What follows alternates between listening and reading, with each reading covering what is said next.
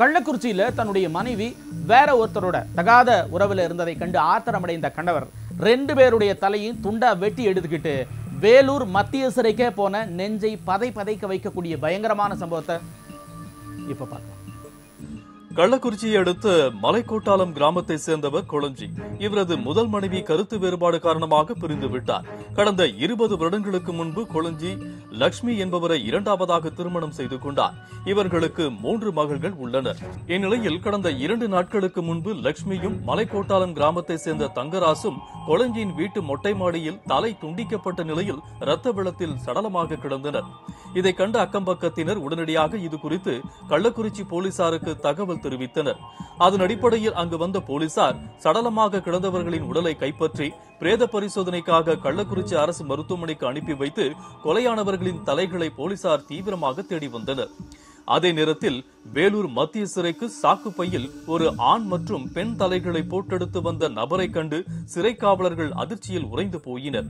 பின்னர் இது குறித்து பாகாயம் காவலத்திற்கு தகவல் தெரிவிக்கவே அங்கு வந்த போலீசாரிடம் 2 தலைகளுடன் அந்த நபரை ஒப்படைத்தனர். இதைத் தொடர்ந்து அந்த நபரிடம் போலீசார் விசாரணை நடத்தியதில் அவர் கள்ளக்குறிச்சி மாவட்டம் மலைக்கோட்டாலம் கிராமத்தை சேர்ந்த கொளஞ்சி என்பதும் அவருடைய மனைவி வேறு ஒருவருடன் தவறான உறவில் இருந்ததைக் கண்டு ஆத்திரத்தில் அவர்களை கொன்று தலைகளை துண்டித்ததாக தெரிவித்தார். இதைத் தொடர்ந்து கள்ளக்குறிச்சியில் கொலையானவர்களின் தலைகளை தேடிக் கொண்டிருந்த போலீசாருக்கு கொளஞ்சியப்பன் குறித்த தகவலை தெரிவித்திருக்கின்றனர். பின்னர் கொளஞ்சியப்பனை 2 தலைகளுடன் கள்ளக்குறிச்சி போலீசாரிடம் ஒப்படைத்தனர். இதைத் தொடர்ந்து கொளஞ்சியப்பனிடமிருந்து தலைகளை கைப்பற்றி பிரேத பரிசோதனைக்காக அரசு மருத்துவமனைக்கு அனுப்பி வைத்து அவர் மீது கொலை வழக்கு பதிவு செய்து நீதிமன்றத்தில் ஆஜர்படுத்தி சிறையில் அடைத்தனர். இந்த சம்பவம் கள்ளக்குறிச்சி மற்றும் வேலூரில் பெரும் பரபரப்பையும் அதிர்ச்சியை ஏற்படுத்திய அதே நேரத்தில் சென்னை அடுத்த மேடவாக்கம் விஜயநகர் பூங்கா தெருவில் கூலி வேலை செய்யும் சத்தியசீலனை இரண்டாவதாக காதலித்து திருமணம் செய்து கொண்ட மீனா மீண்டும் பக்கத்து வீட்டில் வசிக்கும் இளைஞரும் நெருக்கமாக பழகி வந்துள்ளார். இந்நிலையில் மதுபோதையில் இருந்த கணவர் சத்தியசீலன் ஆத்திரத்தில் மனைவி மீனாவை கத்தியால் கழுத்தை அறுத்து கொடூரமாக கொலை செய்த சம்பவம் பெரும் அதிர்ச்சியை ஏற்படுத்தியிருக்கிறது.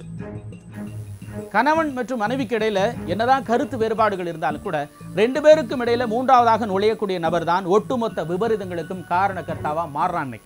திருமண உறவை மீறிய இது போன்ற தகாத உறவுகளால் ஏற்படக்கூடிய விபரீதங்கள் அதிகமாயிட்டே வரக்கூடிய நிலைமையில கணவன் மனைவிக்கு ஏற்படக்கூடிய விரிசல்களையும் கருத்து வேறுபாடுகளையும் களைந்து இது போன்ற விபரீதங்கள் நடக்காதபடி மக்கள் மத்தியில விழிப்புணர்வு முகாம்களை நடத்தும் விதமாக நடவடிக்கைகள் எடுக்கப்படணும் அப்படிங்கிறதாம் எல்லாருடைய கோரிக்கையும். கோப்பியம் உண்மையும் பின்னணியும்.